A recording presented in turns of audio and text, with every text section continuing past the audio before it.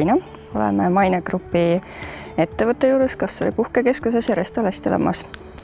Siin kohapeal toodame me lihatooteid, hiiuviiulit, poolsuitsuvorste, täissuitsuvorste ja kasutame neid siis oma hotellides ja restoranides toidu valmistamisel ja pakume ka kaasamüügiks. Nendele toodetele oleme ka taotlenud rohelise märgise, et tutvustada Hiiumaa tooteid.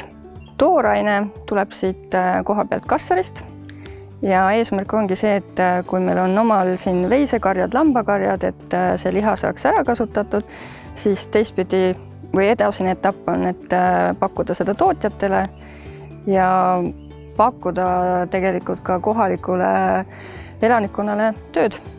Meie tooted on müügis koha peal Kassaris, on võimalik kaasa osta Restost või siis Hiiu õllekojast, Kassari poest ja siis Hiiumaal Coop kaubanduspoodidest.